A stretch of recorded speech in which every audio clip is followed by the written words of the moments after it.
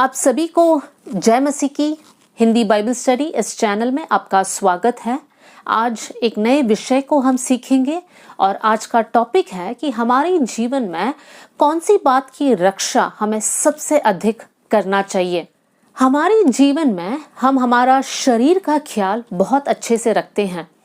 हम ये जानते हैं कि हमें अच्छा पौष्टिक चीज़ खाना है, हमें व्यायाम करना है, सही समय पर उठना है, सोना है। इन सारी बातों को हम जानते हैं और करते भी हैं और हमें करना भी चाहिए, ये सही बात है। लेकिन आज आत्मिक रूप से हमें एक बात समझना है कि इन सारी बाहरी रूप से बढ़कर हमें एक चीज़ की रक्षा करना है। और वो कौन सी बात है कर हम बाइबल से एक आयत को निकालेंगे और वो है नीति वचन उसका 4 अध्याय और 23वीं आयत मैं आपके सामने पढ़ना चाहती हूँ। सबसे अधिक अपने मन की रक्षा कर, क्योंकि जीवन का मूल स्रोत वही है। उसका फर्स्ट लाइन पर मैं ध्यान देना चाहती हूँ। सबसे अधिक अपने मन की रक्षा करना है। तो इस आयत के द्वारा हमें समझ में आया है कि हमें सबसे अधिक किसकी रक्षा करना है, और यहाँ पर लिखा है हमारी मन की रक्षा करना है। मेरे प्रियो, हम किस चीज़ की रक्षा करते हैं?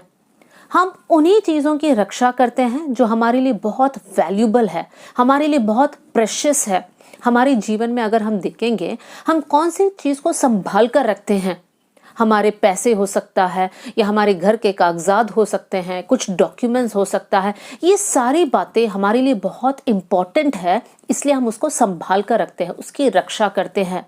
तो आज बाइबल हमें सिखाती है कि हमारे जीवन में जो सबसे इम्पॉर्टेंट है वो है हमारा मन, क्योंकि जीवन का मूल स्रोत वही है कर लिखा है। क्यों मन इतना इम्पॉर्टेंट है हमारे लिए? क्योंकि मन से हमारे सारे थॉट्स, हमारे सारे विचार उत्पन्न होता है। इस आयत में जब लिखा है अपनी मन की रक्षा करना, उसका मतलब है हमारे सोच विचारों पर हमें बहुत ध्यान देना है, उसको संभाल कर रखना है, उसमें गलत सोच आने नहीं देना चाहिए। जब हम मन कहते हैं, मन में जब हमारा सोच विचार होता है, तो सोच विचार में अच्छी बात भी होती है और बुरी बात भी होती है। बहुत सारी बातें उसमें इन्वॉल्व्ड है। उसमें आपकी डिज़ायर्स हो सकते हैं, आपकी इच्छा हो सकते हैं, आपके एम्बिशंस हो सकते हैं, आप क्या बनना चाहते हो, आपकी जीवन कैसा होना चाहिए, आपका परिवार कैसे होना चाहिए, आपके बच्चे कैसे होना चाहिए, आपका फ्यूचर कैसे होना चाहिए। और साथ में हर दिन की जीवन में जब हम एक दूसरे को देखते हैं, तब उनके प्रति हमारा इमोशंस, हमारे विचार कैसे हैं। क्या हम जलन रखते हैं, क्या हम ईर्ष्या रखते हैं, क्या हमारे अंदर प्रेम है, क्या हमारे अंदर व्यभिचार की सोच है। ये सारी बात हमारे मन में से उत्पन्न होता है। और इसलिए सुलेमान कहता है कि सबसे अधिक अपने मन की रक्षा करना है। मेरे प्रियो, क्यों हमें हमारे मन की रक्षा करना है? मैं बाइबल में से 2 लोगों का उदाहरण आपके सामने रखना चाहती हूँ। सबसे पहले नए नियम में हम देख सकते हैं यहूदा इस्करियोती कर एक इंसान है जो यीशु मसीह का 12 चेलों में से एक चेला था।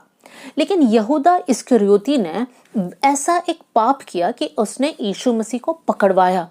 वो यीशु मसीह के खिलाफ गया और यीशु मसीह को पकड़वाया और उसके बदले कुछ पैसों को हासिल किया, और वो अंत में खुदकुशी किया या आत्महत्या कर अपना जीवन को नाश कर दिया। ये हम सब जानते हैं।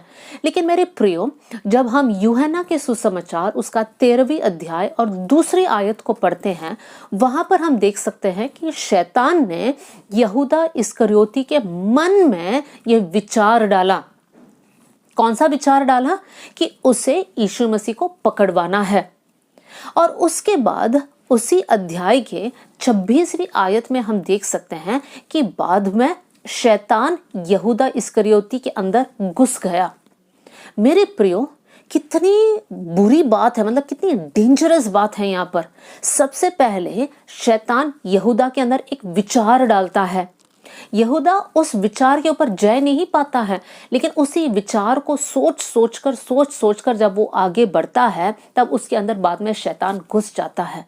मेरे प्रियो, जब हम हमारे सोच विचार पर काबू नहीं पाते हैं, हम उसके ऊपर कंट्रोल नहीं रखते हैं, उसकी रक्षा नहीं करते हैं, तब कितनी बड़ी दुर्घटना में हम फंस सकते हैं। फिर हम पुराने नियम में भी एक इंसान के बारे में देख सकते हैं जिसका नाम है दाऊद। दाऊद परमेश्वर का भक्त था, वो राजा था। एक दिन वो अपने छत पर टहल रहा था, तब उसने देखा कि एक औरत नहा रही है। उसने देखा तो उसके बाद उसने अपना ध्यान को नहीं हटाया, उस बात पर सोचने लगा। और उसके बाद दाऊद ने जो कदम उठाया वो है कि उसने उस औरत बत्शेबा को अपने घर बुला लिया। और उसके बाद दाऊद के जीवन में से बहुत सारी बुरी बातें हुई, जैसे व्यभिचार हुआ, उसके बाद हत्या करना पड़ा, और उसके बाद उसको अपना पहला बेटा खोना पड़ा उसके पाप के कारण। कितने सारे प्रॉब्लम्स दाऊद के जीवन में आया। हाँ, ये सच है कि दाऊद बाद में पश्चाताप करता है और परमेश्वर से माफी मांगकर परमेश्वर के साथ फिर से एक अच्छा रिलेशन में आगे बढ़ता है। लेकिन मैं ये उदाहरण इसलिए आपके सामने रखी हूँ क्योंकि आप इस बात को समझ लीजिए कि हमारे लिए हमारा सोच को कंट्रोल करना कितना जरूरी है।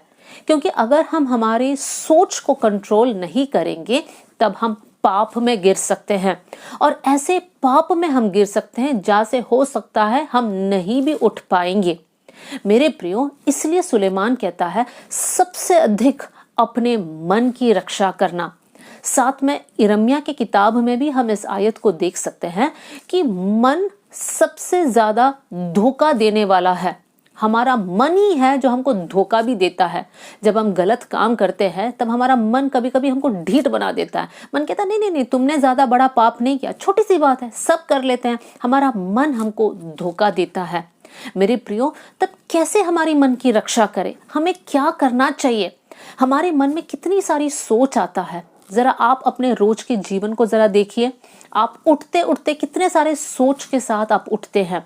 फिर आप बाहर अपने कामकाज के लिए जाते हो सकता है आप पढ़ने के लिए जाते हो सकता है आप ड्यूटी के लिए जाते हो, फिर वापस आते हो, कितने सारे लोगों से आप मिलते हैं, कितने सारे बातें आप सुनते हैं, मतलब कितने विचार आपके अंदर उठता है। आपके बुरे विचार भी है, अच्छे विचार भी है। लेकिन अगर हम ये विचारों पर कंट्रोल नहीं रखेंगे या उनकी रक्षा नहीं करेंगे तब हमारा आत्मिक जीवन ढीला पड़ सकता है। इसलिए आज हम जरा देखेंगे कि हमारे इस सोच पर हम कंट्रोल कैसे कर सकते हैं। मैं आपके सामने 5 बातों को रखना चाहती हूँ जिसका पालन करने से हम हमारी मन की रक्षा बहुत अच्छे से कर पाएंगे। उसके लिए सबसे पहली बात है मरकुस का सुसमाचार, उसका 12 अध्याय और 30वीं आयत वर्स 30। और यहाँ पर यीशु मसीह कहता है, और तू प्रभु अपने परमेश्वर से अपने सारे मन से और सारे प्राण से, सारी बुद्धि से और सारी शक्ति से प्रेम रखना। तब हमारे लिए सबसे पहली बात यह है कि हमारे सारे मन से हमें परमेश्वर से प्रेम रखना है। मेरे प्रियो, परमेश्वर से प्रेम रखने का मतलब है हर दिन प्रार्थना करना और हर दिन वचन पढ़ना, साथ में पवित्र जीवन जीना। जब हम परमेश्वर से प्रेम करते हैं, हमारे सारे मन से हम परमेश्वर से प्रेम करते हैं, तब परमेश्वर हमें मदद करेगा कि हम परमेश्वर के हेल्प के साथ हमारी मन की रक्षा हम कर पाए। मेरे प्रियो, जब आप किसी से प्रेम करते हैं तब आप उनके लिए क्या क्या करेंगे, आप जरा सोच के देख लीजिए। और उसी समान क्या आप परमेश्वर से प्रेम करते हैं? जब आप बोलते हैं तो वो सारी बातें आपके जीवन में आप करते हैं? आप परमेश्वर के साथ समय स्पेंड करते हैं क्या? आप परमेश्वर के लिए कुर्बानियों को उठाते हैं क्या? आप परमेश्वर के लिए कुछ करते हो क्या? ये सारी बातें हमें सोचना चाहिए। हमारी मन की रक्षा करने का मतलब है सबसे पहले पूरे मन से, 99% नहीं लेकिन पूरे मन से हमें परमेश्वर को प्रेम करना है। परमेश्वर से बढ़कर हमें किसी चीज या किसी इंसान से प्रेम नहीं करना है। दूसरी बात, हम भजन संगीता 119 और उसकी 11वीं आयत में हम ये पढ़ सकते हैं, मैंने तेरे वचन को अपने हृदय में रख छोड़ा है कि मैं तेरे विरुद्ध पाप ना करूं। हमारे मन के द्वारा पाप नहीं होना है, तो यहाँ पर भजनकार कहता है कि प्रभु आपका वचन मैंने अपने मन में रख छोड़ा है। मतलब परमेश्वर का वचन को अपने मन में हमें रखना है। हमारे मन को परमेश्वर के वचन से हमें भरना है। कैसे हम भर सकते हैं? हमें हर दिन परमेश्वर के वचन को पढ़ना है, सिर्फ पढ़कर छोड़ना नहीं है प्रियो। जब हम पढ़ते हैं तब हमें परमेश्वर से दुआ करना है, प्रभु जो मैं पढ़ रहा हूँ या जो मैं पढ़ रही हूँ, परमेश्वर वो सारी बातें मैं याद कर पाऊँ। एक 10 आयत पढ़ने के बाद आप जरा सोचिए मैंने क्या पढ़ा, उसका क्या मतलब है।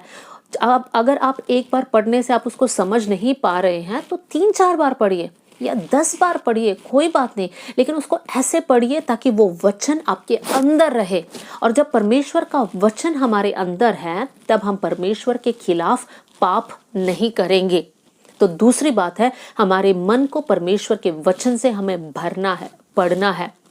तीसरी बात उसके साथ साथ मैं बताना चाहती हूँ, हमारा मन कैसे परमेश्वर के वचन से भर जाएगा।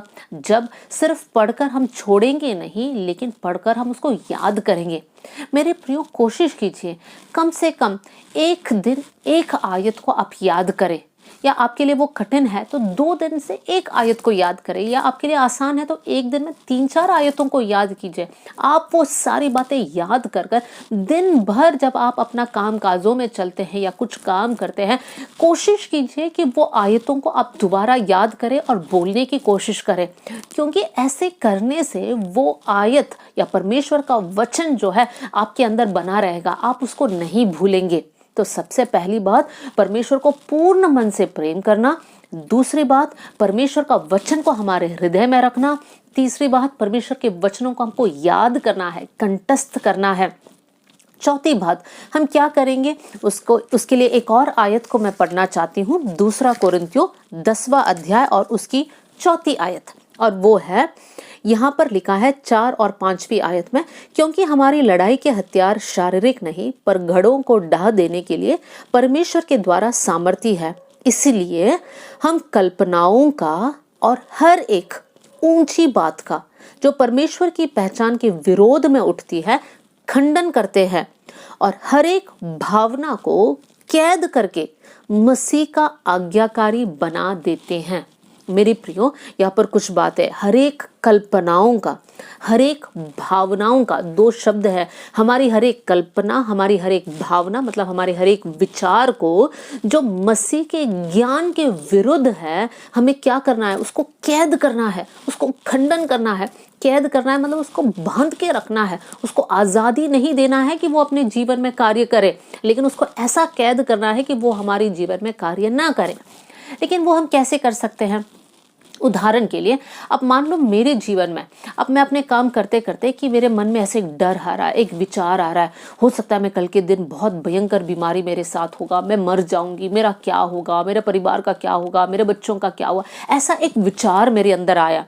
तो आपको ये समझना है कि ये विचार परमेश्वर के ज्ञान के खिलाफ है, परमेश्वर के खिलाफ है, क्योंकि परमेश्वर हमें कहता है मत डर क्योंकि मैं तुम्हारे साथ हूँ। परमेश्वर हमें हमसे कहता है तुम चिंता मत करना, तुम्हारी सारी चिंताओं मेरे ऊपर डालना। और ये सारी बात जो है, जो हमारे मन में भय लाता है, वो परमेश्वर की ओर से नहीं है, ये हमें शैतान हमारे अंदर डालता है ताकि हम बेचैन रहे। तो हम जैसे ही पहचान लिया कि ये प्रभु की ओर से नहीं है, ये शैतान की ओर से है, तो हमें क्या करना है, उसको खंडन करना है, उसको कैद करना है।